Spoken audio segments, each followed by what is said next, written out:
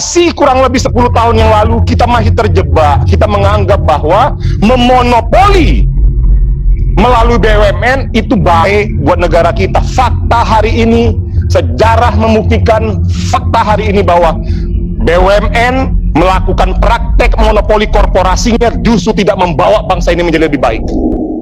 Yang jadi perdebatan itu bukan diberikan kepada anak kandung ataupun ke anak tiri. Yang menjadi perdebatan adalah mana yang lebih bisa memberikan kemanfaatan sebesar-besarnya buat bangsa dan negara.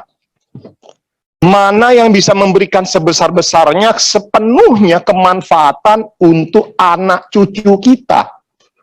Untuk garis-garis keturunan kita di seluruh Republik Indonesia ini. Pimpinan, secara prinsip saya setuju tadi yang disampaikan oleh pimpinan dan Pak Kardaya. Namun saya mohon izin untuk sedikit memberikan respon dan tanggapan terkait situasi kekinian. Begini Pak Menteri dan Bapak Kementerian SDM dan Wabil Khusus Pak Dirjen Minerba, turut berduka cita Pak atas meninggalnya almarhumah. Penting saya sampaikan dalam forum yang terhormat ini karena dalam beberapa kesempatan pasca tahun baru saya ikut terlibat dalam perdebatan di media juga terkait mengenai isu demo. Namun saya memulainya dari membangun sebuah analogi dulu Pak. Ini bagus sekali karena nanti ada korelasinya terhadap kesimpulan ataupun usulan terakhir yang mau saya sampaikan terkait kemelut situasi ini. Saya ingin menganalogikan sebuah cerita begini, sebuah ilustrasi cerita. Saya ini bapak. Saya punya 2 anak. 1 anak kandung, 1 anak tiri. Setiap usaha keluarga, usaha saya ini saya kasih ke anak kandung saya, rugi terus. Tetapi setiap usaha saya kasih ke anak tiri saya, untung terus. Ada pertanyaan sederhana, yang mana yang mau kita pilih? Tetap kita kasih ke anak kandung dengan konsekuensi rugi terus, atau kita kasih ke anak tiri tapi konsekuensinya untung terus? Idealnya menurut saya adalah kita kasih ke anak kandung tetapi untung. Itu ideal sekali. Tetapi hari ini kita dihadapkan dengan 2 pilihan. Yang pertama adalah kita kasih ke anak kandung dengan konsekuensi rugi terus, atau kita kasih ke anak tiri dengan konsekuensi untung terus. Kalau tanya ke saya dengan tegas, saya katakan saya kasih ke anak tiri. Karena prinsip dasar dalam Undang-Undang Dasar pasal 33, frasa dikuasai negara dengan sepenuhnya memberikan kemanfaatan sebesar-besarnya kepada masyarakat, itu bukan pada diberikan kepada siapa, tetapi adalah hasil akhir dari usaha keluarga itu. Apakah dengan diberikan ke anak kandung atau dengan diberikan kepada anak tiri? Yang jadi perdebatan itu bukan diberikan kepada anak kandung ataupun ke anak tiri. Yang menjadi perdebatan adalah mana yang lebih bisa memberikan kemanfaatan sebesar-besarnya buat bangsa dan negara. Mana yang bisa memberikan sebesar-besarnya sepenuhnya kemanfaatan untuk anak cucu kita, untuk garis-garis keturunan kita di seluruh Republik Indonesia ini. Artinya apa? Apabila ada orang yang mengatakan bahwa dalam setiap usaha negara ataupun bangsa ini, kalau harus diberikan kepada BUMN kita dan itu dipastikan dengan dasar nasionalisme, saya katakan itu sesat. Saya berani tegaskan ini.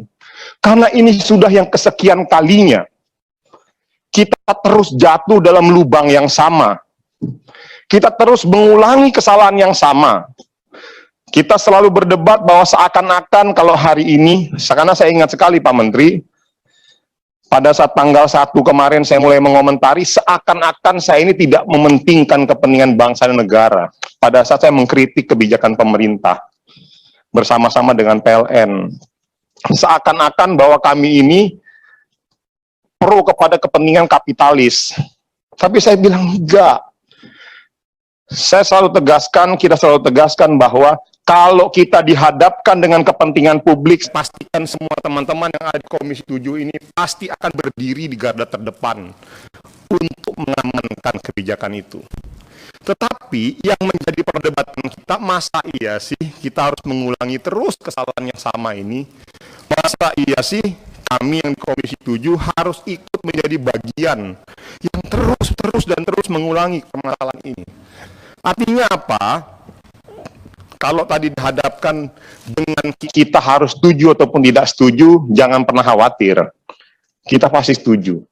Tapi yang ingin menjadi catatan dan perlu menjadi catatan, jangan lagi terulang. Sebagai analogi tadi, kalau tanya ke saya, Pak Menteri, Kementerian SDM itu kesalahannya cuma satu aja. Kementerian SDM sebagai bapak terlalu memanjakan anaknya. Siapa anaknya? PLN. PLN tidak pernah dibuat dalam sebuah ekosistem yang bersaing secara sehat. PLN ataupun BUMN-BUMN kita lainnya tidak pernah dibawa dalam sebuah ekosistem yang memang betul-betul bisa saling membangun sebuah kompetisi yang fair di negara sendiri. Bahwa memang ada privilege, betul perlu, tetapi privilege-nya nggak bisa sepenuhnya 100% kita berikan kepada BUMN. Akhirnya apa?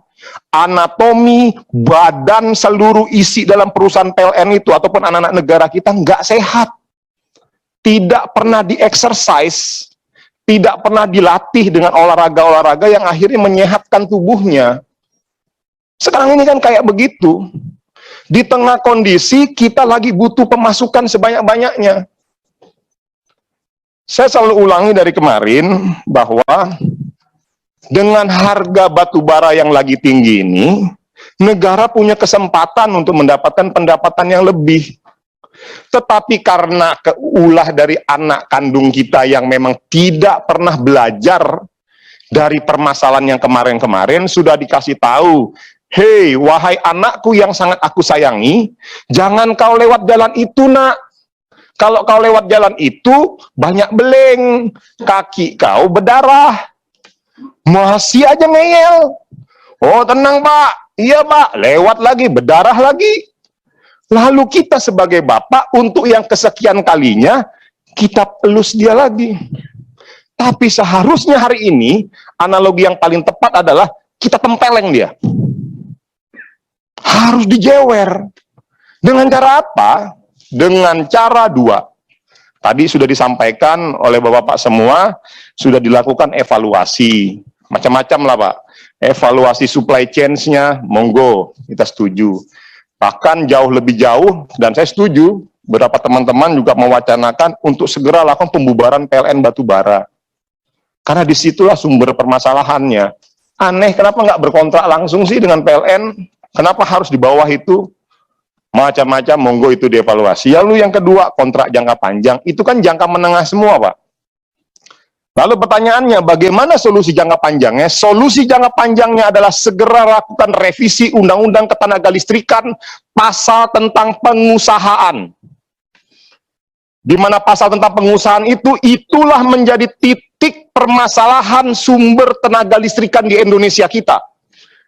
Di mana di situ PLN diberikan hak khusus yang bisa memonopoli kelistrikan kita di Indonesia ini. Akhirnya apa? Kita tidak diberikan kesempatan untuk punya pilihan. Bayangkan konsekuensi dari pasal tentang pengusahaan di Undang-Undang Ketenagalistrikan itu, semua menjadi babeliut. Industri mengikuti PLN. Kita mau bangun industri di Kalimantan, di daerah pedalaman. Kita mau bangun industri di Sulawesi. Kita mau bangun industri di Papua. Semuanya nggak bisa, sulit. Karena kita nggak punya infrastruktur. Kembali lagi, industri mengikuti PLN. Yang seharusnya itu dibalik. Perusahaan listrik mengikuti industri. Mengikuti kebutuhan masyarakat. Misalnya di pedalaman Kalimantan, kita mau bangun industri A. Ada sumber daya alamnya. Ada batu baranya, ya wes. Kementerian SDM tinggal kasih izin. Perusahaan apapun yang mau buat perusahaan listrik itu. Tinggal perusahaan listrik itu negosiasi dengan pabriknya. Oh ini harga sekian, monggo. Di daerah pedalaman saya, Kalimantan Barat sana, ada 2.000 ataupun 3.000 penduduk desa yang daerahnya scatter. Nggak sampai sekarang nggak bisa Pak bangun listrik. Nggak bisa menikmati listrik. Masih banyak itu. Tapi kita punya beberapa potensi-potensi kekayaan sumber daya alam alternatif yang lainnya. Pembangkit listrik tenaga matahari. Pembangkit listrik PLTMH. Tapi karena hari ini Undang-Undang Ketenaga Listriknya mewajibkan untuk bekerja sama dengan PLN, harga menjadi tidak ekonomis. Akhirnya pengusaha-pengusaha lokal yang dia sudah punya bisa ada market 3.000 orang, karena harga itu menjadi tinggi, harus bekerja sama dengan PLN, nggak bisa, nggak visible, nggak fair. Ini yang namanya nasionalisme. Saya berani menggugat itu. Ini disebut namanya adalah nasionalisme sempit.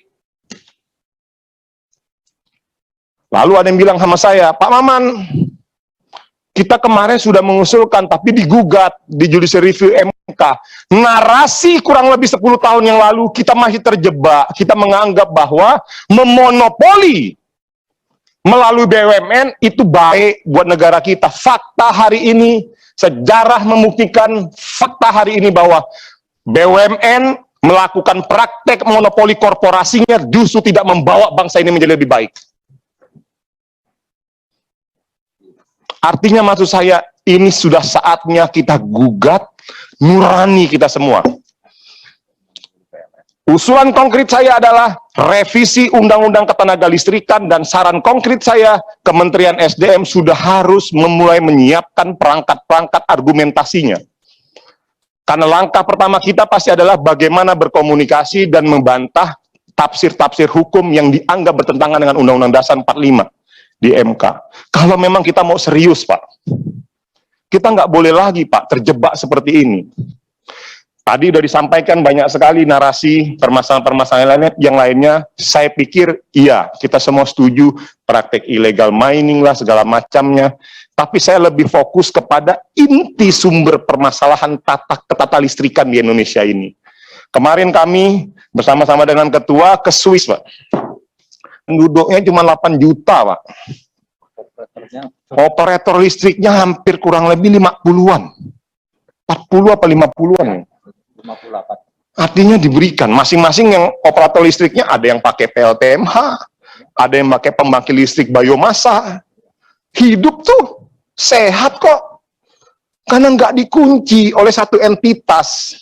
Nah ini pun bagus buat PLN kita, nggak jahat. Lalu ada yang bilang, Pak Maman kok kayaknya kejam kali. Enggak, saya ini juga punya anak, kita semua di sini punya anak. Orang yang protes itu kalau nggak punya anak, saya kasih tau, emang kau ngurus anak kau nggak pernah kau kasih exercise, kau manja terus anak kau itu. Artinya kita semua di sini sama-sama punya anak, Pak. Kita paham dan tahu kok bagaimana cara mendidik anak kita itu tidak memanjakan, tapi punya ketegasan. Artinya yang benar ya kita dukung, yang nggak benar ya kita harus evaluasi secara masif. Jadi Pak, pada kesempatan kali ini, mohon izin kalau misalnya saya agak sedikit tinggi Pak, tone saya menganggap ini penting Pak, menjadi titik balik kita semua. Dan saya yakin teman-teman Komisi 7 yang ada di dalam ruangan yang terhormat ini 100% mendukung Bapak-Bapak semua. Tapi permintaan kita cuma satu, Bapak nggak boleh terlalu memanjakan anak-anak Bapak. Kasian Pak. Kalau yang tahu namanya kasih permen itu nggak bagus Pak buat gigi kita Pak, kalau kebanyakan. Dikasih coklat anak kita, tiap hari kita kasih coklat, tiap hari dikasih permen. Sakit giginya Pak. Lama-lama enak memang, manis rasanya, tapi nggak bagus buat gigi anak kita. Jadi konkretnya kurang lebih seperti itu pimpinan. Saya mohon maaf, saya agak panjang, namun untuk yang terakhir silakan saja kesimpulan ini selain nanti direspon aja secara umum, namun bisa sifatnya tertulis karena juga terkait masalah waktu. Terima kasih. Wabillahi taufiq wa hidayah. Wassalamualaikum warahmatullahi wabarakatuh. Waalaikumsalam warahmatullahi wabarakatuh. Demikian tadi salah satu pimpinan kita mengungkapkan berbagai menyangkut hal yang substantif, Judulnya betul.